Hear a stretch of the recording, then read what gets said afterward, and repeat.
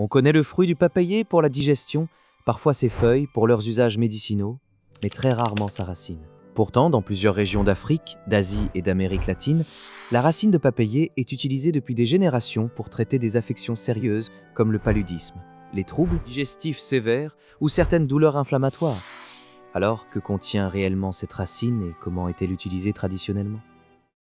La racine provient du Carica papaya, une plante tropicale riche en enzymes, alcaloïdes, flavonoïdes et composés phénoliques. Si le fruit est reconnu pour sa papaïne, la racine concentre surtout des substances amères et bioactives puissantes qui lui confèrent des propriétés antimicrobiennes, antiparasitaires et potentiellement anti-inflammatoires. Ces composés expliquent pourquoi elle est davantage utilisée dans les cas d'affections plus profondes ou chroniques que pour un simple inconfort digestif. Dans plusieurs pays d'Afrique centrale et de l'Ouest, la décoction de racines de papayer est traditionnellement utilisée contre le paludisme. Certaines études expérimentales ont montré une activité antiplasmodiale d'extrait de papayer contre le parasite responsable du paludisme.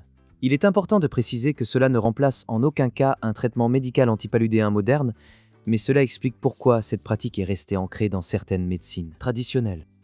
La racine est aussi utilisée pour traiter des douleurs abdominales persistantes, des ulcères gastriques, des diarrhées infectieuses et des infestations parasitaires. Son amertume stimule les sécrétions digestives et ses composés antimicrobiens peuvent aider à limiter la prolifération de certaines bactéries intestinales. Dans la médecine traditionnelle, elle est parfois administrée chez l'adulte pour lutter contre les vers intestinaux.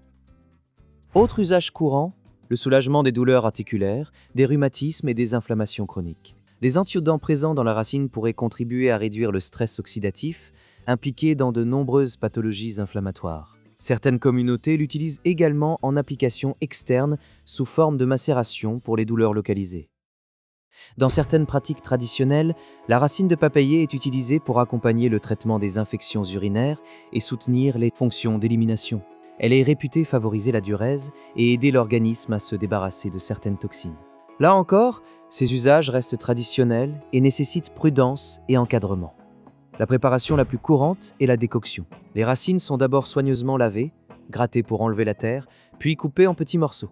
On fait bouillir environ une poignée de racines fraîches ou une cuillère à soupe de racines séchées dans 1 litre d'eau pendant 10 à 20 minutes. Le liquide est ensuite filtré et consommé en petite quantité, généralement un demi-verre 1 à 2 fois par jour pendant une courte période.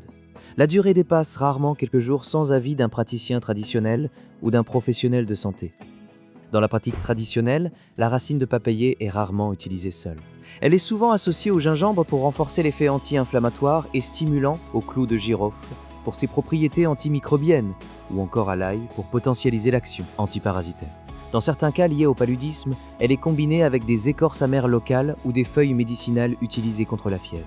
Pour les troubles digestifs, on l'associe parfois au citron ou au miel afin d'adoucir l'amertume et améliorer la tolérance. La racine de papayer contient des composés puissants. Elle est déconseillée chez la femme enceinte en raison d'un risque potentiel de stimulation utérine. Une consommation excessive peut provoquer des irritations digestives, des vomissements ou des troubles intestinaux. Elle ne doit jamais remplacer un traitement médical, notamment dans des cas graves comme le paludisme ou les infections sévères. La racine de papayer illustre parfaitement la puissance des plantes médicinales traditionnelles.